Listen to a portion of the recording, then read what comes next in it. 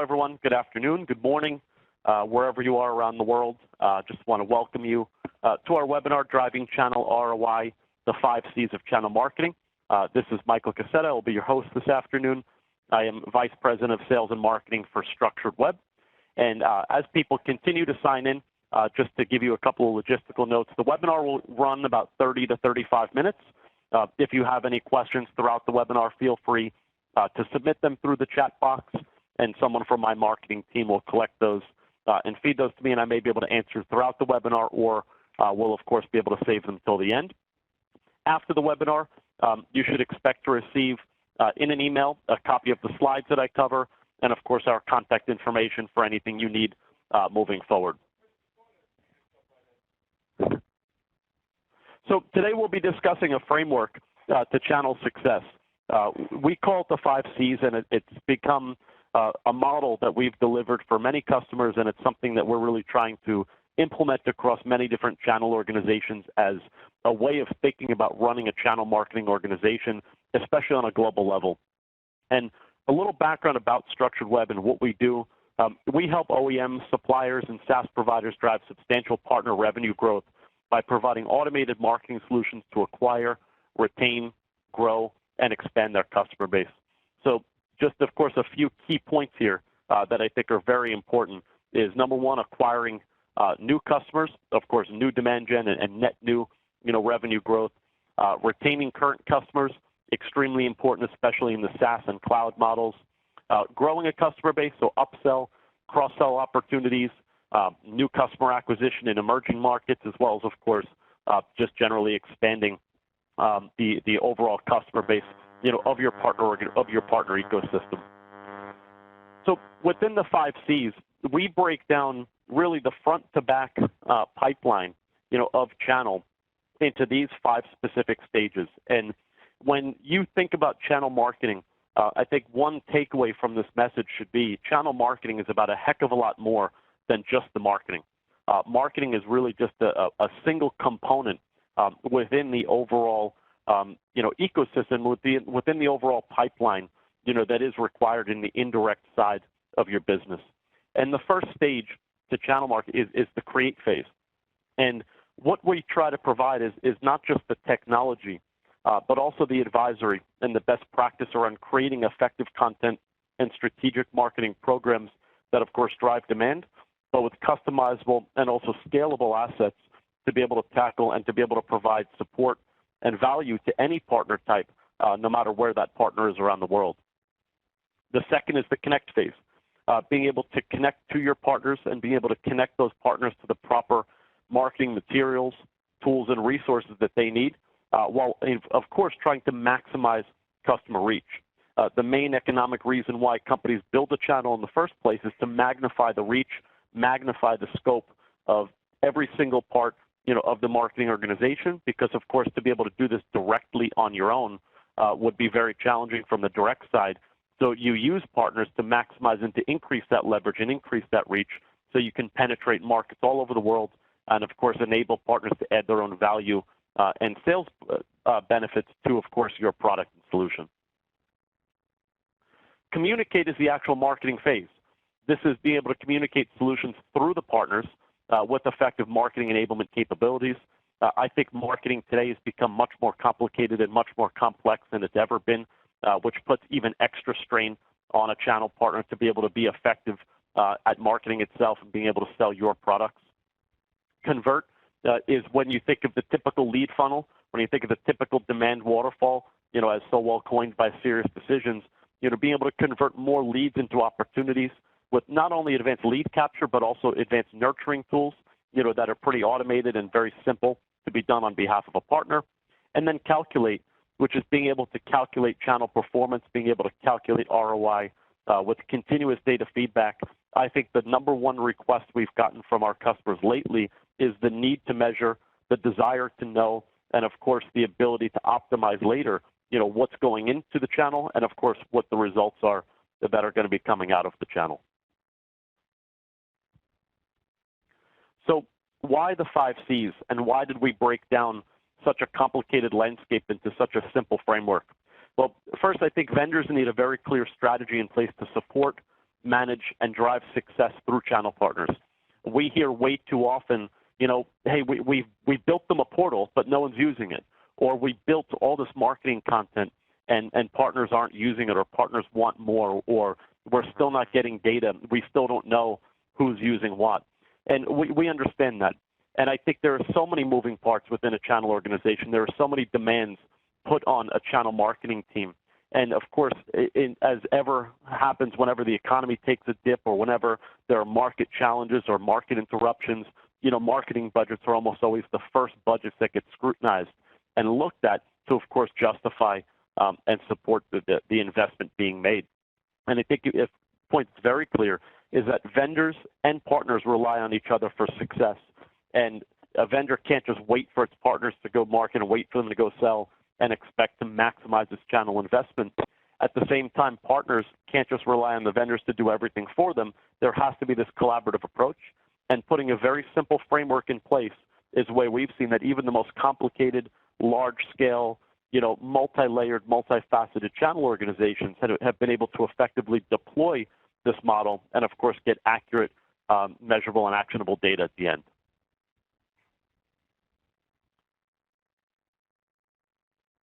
So what is the 5 C's framework?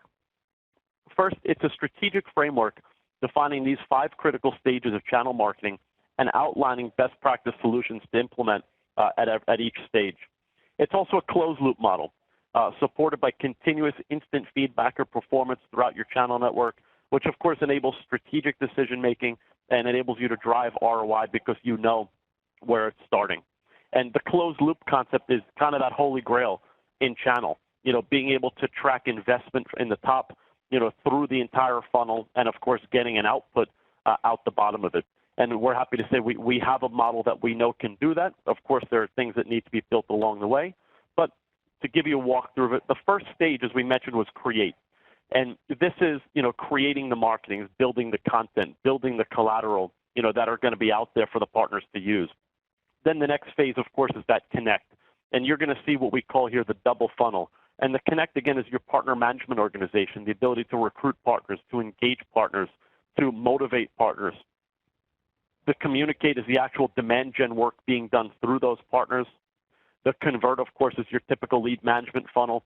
What happens once an inquiry comes in or a form submission comes in? What happens to an MQL, to an SQL? When does it become an opportunity? When does it become a closed order? And again, measuring every aspect of this. And of course, out the bottom, you know, come your results. This is your revenue. These are your closed orders. These are your renewals. And of course, being able to measure and track that ROI, which, as I mentioned before, is the 5th C, you know, which is your calculate. Being able to measure anything and everything happening through your channel, and of course, having metrics and benchmarks to know what's working, what's not working. So to put this into a real example, you know, we call it the double funnel. I think everyone's familiar with the lead funnel. But again, to maximize the output from the lead funnel, you have to first go backward and think, okay, I have this marketing. I spend hundreds of thousands of dollars. I spend millions of dollars, sometimes hundreds of millions of dollars building marketing content, building campaigns, developing collateral, translating them. You know, how do I now maximize the use of that investment? So, of course, first is maximizing the number of partners who are using that marketing content. We'll just take an example here we took from a customer. You know, they picked 100 partners. Okay, so let's say we want to focus on these 100 partners. And something that I think is very key here is engaging the salespeople as well within the partner organization. It's very often an untapped resource. And as many of you know, in marketing, very often the salespeople are running their own kind of shadow marketing operation. And they very often have their own partner, their own customer list, and they have their own event attendee list, and they have their own little black book, so to speak, you know, of their contacts that they've built up in that industry that they seek continuously and that they know are within these companies. So let's just say there are just 2 salespeople per partner in this case, which gives you 200 salespeople. Let's say the average partner has 500 business contacts that they could reach out to on behalf of your product. And let's say it's 100,000 potential customers. Again, just to simplify this. So when we look at the potential reach here, or the connect maximum, it's 100,000. But then when you think about also applying marketing to that, let's just take a simple example using LinkedIn. We know salespeople are very fond of LinkedIn. We know it's a very effective tool. in the B2B space. Let's say each salesperson posts on average 4 posts per day for 1 month. So that's 120 posts put out by that salesperson. Very easy to do this in an automated fashion as well. So now you have 100,000 potential customers seeing 120 potential posts. This gives you 12 million potential impressions. Now, potential impressions are just that. It's the amount of marketing that's put out there. As you know, not every piece of marketing is seen by a prospect. Generally speaking, it takes almost 9 chances for someone to notice something for the first time anyway. But let's say the actual reach is about 10%. So instead of out of the 12 million impressions, you have 1.2 million actual realized impressions. And then, of course, you start now the conversion phase. Let's say out of those 1.2 million, 5% click on a link, and they click on whatever that salesperson put out there. So now there are 60,000 actual clicks. Let's say out of the 60,000 who read the landing page or read the information, 6,000 submit a form for more information. Clearly, that might be an MQL. It might not be an MQL. It depends on the product, depends on the definition. Let's say, again, we use 10% there. But now let's say out of that 6,000, 12.5% of those convert to SQL. We'll just denote them as opportunities here. It's now 750 opportunities converting to 150 orders, just using this, again, customer example. So it's very easy to see how once you maximize the partner engagement and the number of people within the partner, and then any marketing being done in the middle is just a byproduct of, again, the reach, and the effect of that marketing is, in the bottom of the funnel here, is in direct proportion to, again, what went into the connect phase all the way on the left. So one customer came to us and they said, how do we measure every single layer of this double funnel? And they said, even if we get 0 out the back of the funnel, if we can get data on every aspect of this funnel, that would be immensely invaluable to us. And that was one thing that we built for them, and it was something we'll be able to walk through at the end with real customer data. Okay. So to go through the 5 C's and to walk through really each component in detail, first we're going to talk about create. And the concept of create is not, we're not talking about becoming marketing geniuses. We're not talking about becoming a creative genius or, Mad Men type advertising focus. This is about creating scale. And it's about creating marketing content, that not only is efficient, but that, of course, will create scalability. Because if you run a program in one region and now you want to scale that globally, you know how challenging it could be when it comes to translation, localization, replication, getting that, of course, distributed to partners, notifying the partners. So no matter what, it has to be efficient. And I think one part of the process there, vendors have to be able to easily upload content and enabling them to, again, if they have content from their marketing communications team, how could we take that direct marketing asset, very quickly convert it into a partner asset, and again, make it available to partners? And it's important that partners have all types of marketing in one place. All types of marketing assets, all types of partners being able to go to one central consolidated marketing hub for all things marketing related. Meaning, if I'm an ISV partner, I go to the same place as an OEM partner, as the same place as a small reseller or as a large DMR or a large reseller. And again, they don't have access to necessarily the same information, but it's all there in one place for simplicity. As a partner, I have many vendors I represent, many portals I'm expected to sign into, many programs I'm expected to run. So the simpler you make it for me to access the content, the more I'll use. And of course, from your perspective, the more content you'll be able to put out there for partners to use. And again, having the right marketing campaigns, the right marketing content for the right partners, and the result of that is more effective content and, of course, more reach to end customer.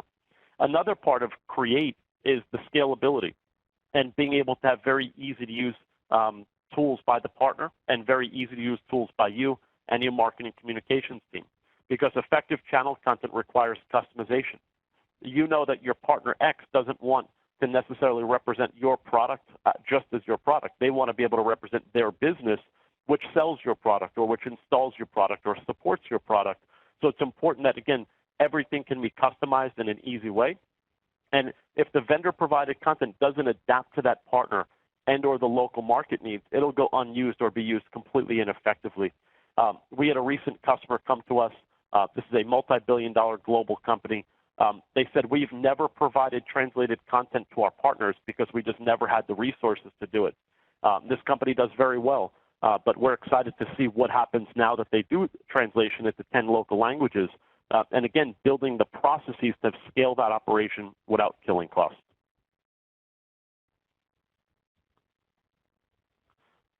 When it comes to self-service content setup, it's got to be an efficient process.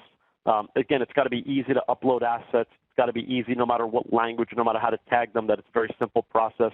And also, again, to enable program-specific content. So if I'm a cloud partner, again, I have very easy access to my set of content. If I'm an OEM partner, I have easy access to that content. It's easy to find, it's easy to use, and of course, then it's easy to measure the effectiveness of it.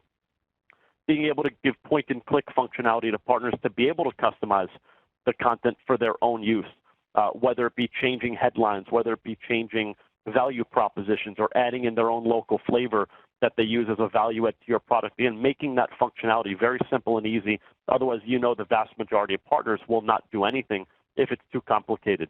Being able to use built-in translation tools, both draft translation tools as well as very sophisticated professional enterprise-level translation tools to be able to, again, scale the globalization efforts, of the marketing content that you're making available to partners.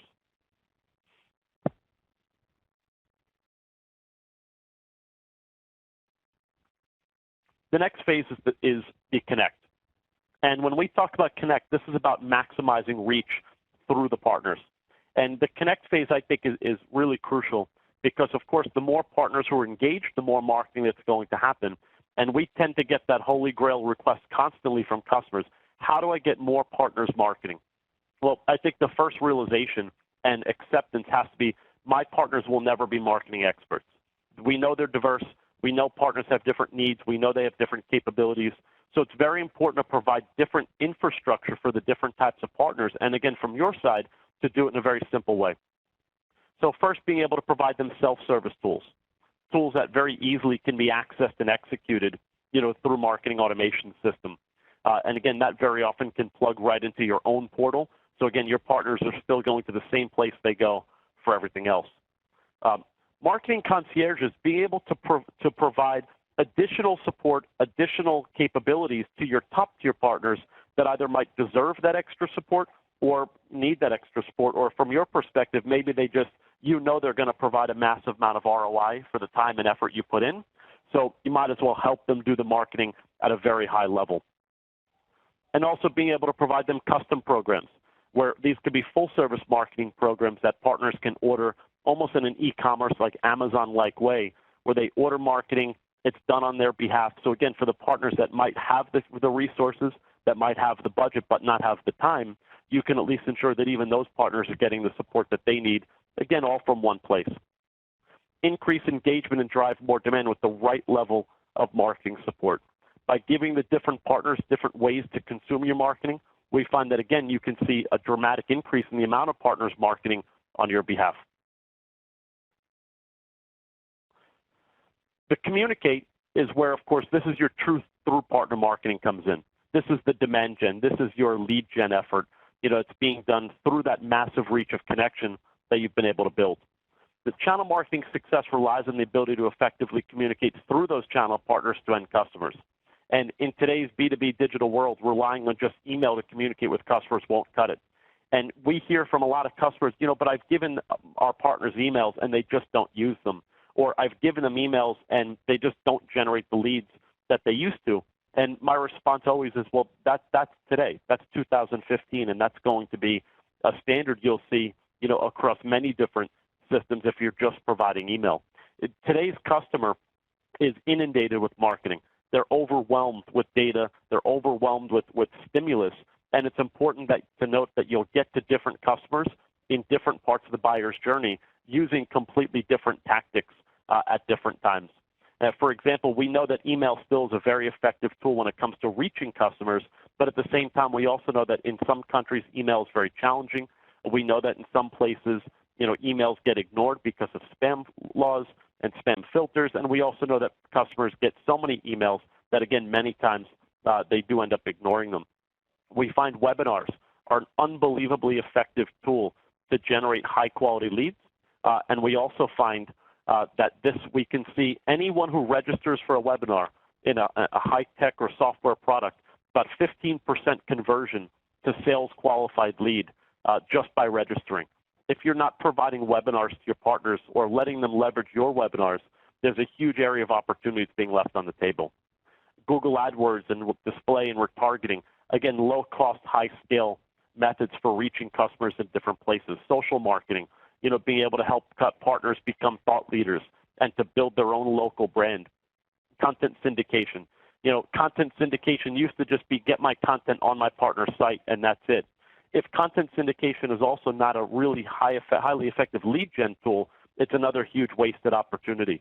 If the content syndication is also not tagged with a Google retargeting cookie, another wasted opportunity to be able to continue the conversation with a prospect long after they leave that partner's website, which, as we know, 95% of people who visit a website once never come back and never click. So it's important to be able to bring them back in a measured, effective way.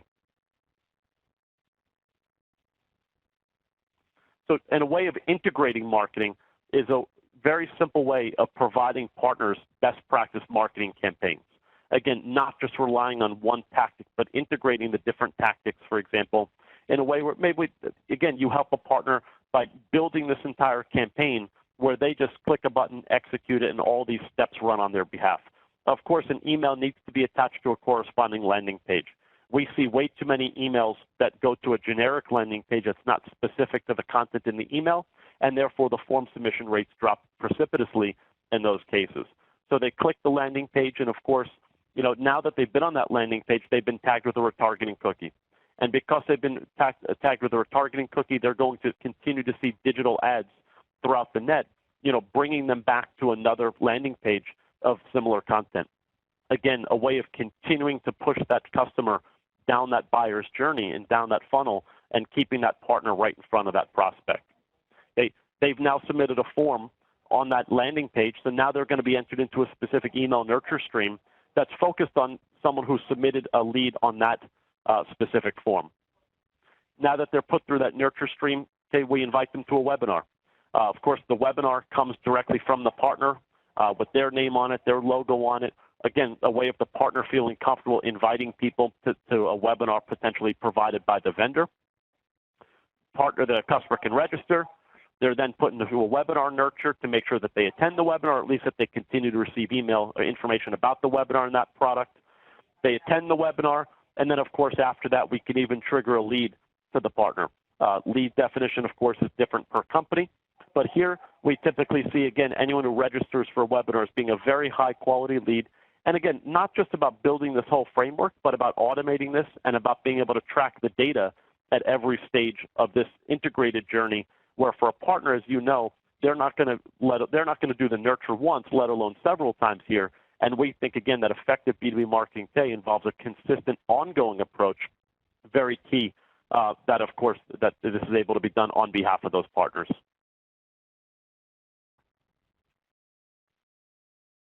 Convert. Now, this is your lead conversion. This is, of course, the part of the funnel that I think everyone has always measured, which is once a lead is generated, what happens to it and how many of those convert to orders. Well, first, we see way too often that marketing is being given to partners that cannot capture leads.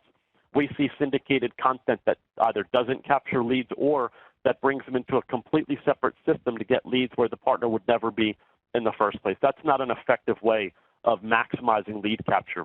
Again, automated nurturing, like we just mentioned, so that the partner doesn't have to know to trigger these follow-up emails or start this drip campaign or send them on this thread, of email campaign. Being able to do this so that, again, there's always marketing being sent to those prospects because, again, you never know when they're going to be, in that state of mind to buy. Scoring. Being able to qualify and score leads based on their interaction with the marketing. And being able to use both linear scoring and as well as much more advanced predictive and dynamic scoring to really start to figure out what are the highest priority leads and why, and making sure the partners are alerted to those leads and that they follow up in very short time, and that, of course, their acceptance and follow-up of those leads is captured and measured. Okay, within the funnel, it also helps to work on what we call intelligent automation. And using intelligent automation, it triggers dynamically responsive content and scoring of leads based on where they are in the funnel. And what this does, it determines the right marketing to the right person at the right time, because someone who's in the awareness phase, of course, needs a specific type of content. Someone who's in the consideration phase needs a very different type of content. And someone who's already entered the sales process, they should not stop getting marketing. although marketing at that point, of course, is a very different type of marketing, and it's very key that they're continued to be brought back to that partner site and being kept in the fold by that partner so that they don't lose that deal to a competing company or a competing partner.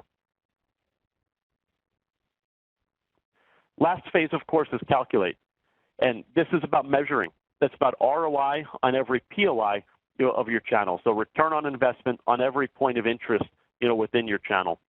Okay? And we covered this funnel several times already, but again, just understand all the different layers, all the different components, and being able to track real-time analytics so that you can calculate what's happening at every level. We sometimes have customers say, we understand we're doing so much marketing, but we're just not getting enough partners involved in that marketing. Okay, we know where to solve. Or we're doing a ton of marketing, we're generating a lot of leads, but our conversion rates are really substandard and they're below our customer average. What can we do? Those strategic decisions and that strategic planning really happens here, as a result of being able to measure and look at the different phases of that funnel. Okay? And being able to generate reports and export reports so that no matter who in your organization has a stake in channel, that each is able to grab the data he or she needs and that each can be able to report on these topics and, again, measure the investment being put in across the channel. Okay, I promised I would cover a real customer example here, and I'll walk through this semi-slowly. I know a couple of questions have come in the chat box. This was a partner. This is a company that channel marketing was relatively new. This is not a small company. It's a relatively small partner base, though, and it's something where channel marketing was really a new venture and a new form of investment being put out by this vendor. So first, there were two groups. There were North America partners, and there were EMEA partners. The EMEA partner base was much smaller. We took 7 here that were English-speaking, and the North America partners here, much larger group. There were over 200, but we just took this here as a snapshot. And there were different programs they could participate in based on which products they sold and what type of partner they were.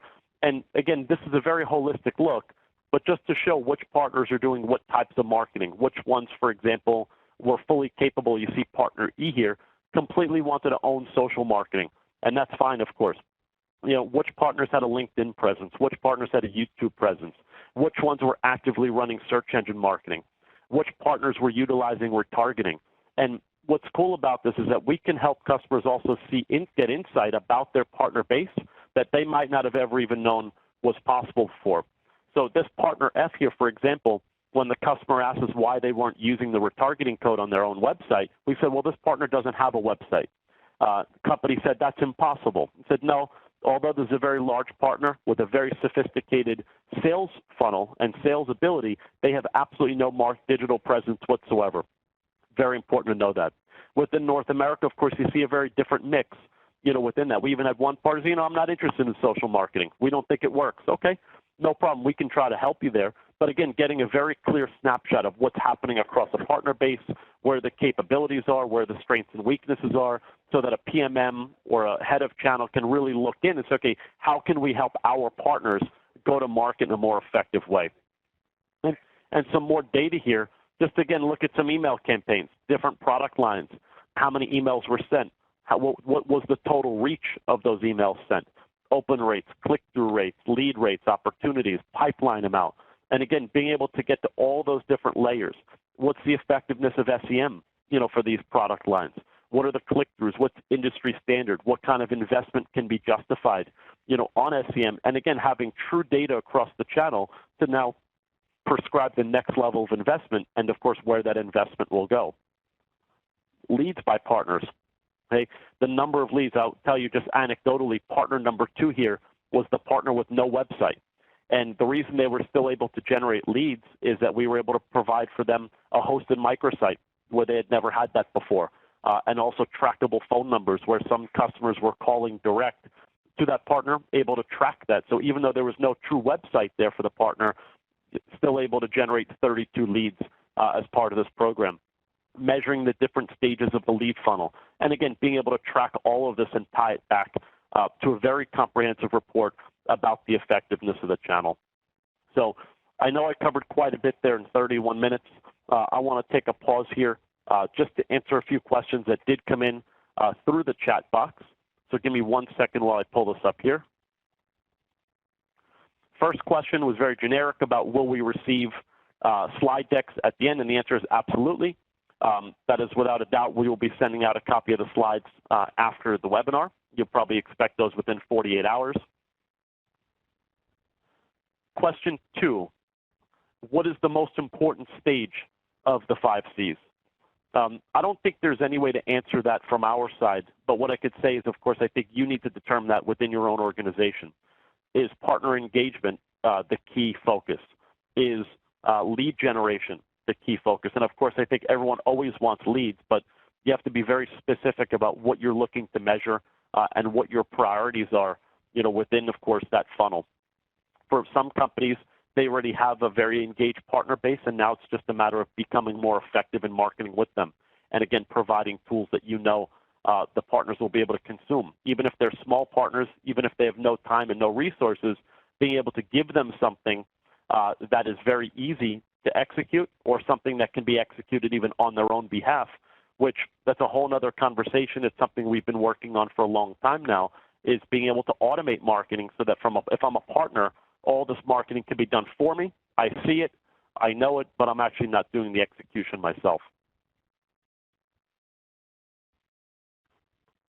Next question, this seems like a very comprehensive strategy. Where do I start, especially if I already have some of these processes in place? I would go back to that checkbox diagram and ask yourself, okay, if those are in place, what are the first things that you can begin with? What are the first places where there are holes and you can put resources, toward them? I would say the first thing is to make sure you have a buy-in and a partnership from your communications team so that you can fuel this with content. And of course, we can help with the framework and the processes to simplify that framework. The other thing I would say is start with the end in mind. So find out, think to yourself, what is my ROI goal? Or what is my investment that I need to get an ROI on? Or what is my lead gen quota? Some of our customers have quotas by quarter for SQL. Some have quotas per form submission. Some have quotas per distributed leads to the partners. So there are a lot of different layers that can be measured here. Next question, do the Cs need to be implemented in order? The answer is absolutely not. We think it probably makes logical sense to do so, but of course it depends on your organization, it depends on the resources you have, and it depends on your budget as well as to what you can tackle and when. Next question, should I share this framework with my channel partners? I think absolutely. To me, coordination and shared objectives are absolutely crucial. And I think the more partners know what your objectives are with them, the better that they tie in, the better they align, and of course, more importantly, they can contribute ideas, they can make suggestions. They can, of course, help you better understand their own business. We were very privileged to take part in several partner panels and partner summits where we saw groups of very large partners that had capabilities and had resources. So, of course, their requests and needs were slightly different, and others that were very small and that were very resource constrained. Where the marketing person was also the accountant, who was also the operations person, who was also in charge of HR, and we see that a lot. So again, having different tools, different content, different strategies for each one, but again, being able to use a technology that helps you do all of that without having to hire a massive team to support that. Next question about lead management. How do you integrate the lead management system with a partner CRM? Or do they remain separate and partners have to manage their leads in two systems? Many options there. First, through our integrations, the partner can very easily take the lead out of StructuredWeb and put it into their own CRM. But to be very honest, I do not want this to be a commercial about StructuredWeb. I guess the general answer is you can do it in any way. Either you can have the partners go to a central location to update leads, whether that's your portal or a standalone system. The partners can, of course, update the leads within their marketing automation system and have those exported out. Or, of course, the integration can be built directly into the partner-level CRM using some seamless API plugins that are readily available today on the market. Okay, and the last question I see here is, does this framework change at all based on globalization, based on location, or based on territory? And I would say no, with the exception of the communicate phase, which, as you know, in certain countries, Germany, UK, Canada, email can be very challenging. So that tends to be a very minimized use tool in terms of demand gen. Similarly, in countries like China or Russia, Twitter, has, of course, some major challenges. Facebook is not used in some countries. Google, of course, is not present in some countries like China. So it's very important to be able to use the right tactic in the right market and to have a plan where some of those tactics are not readily available.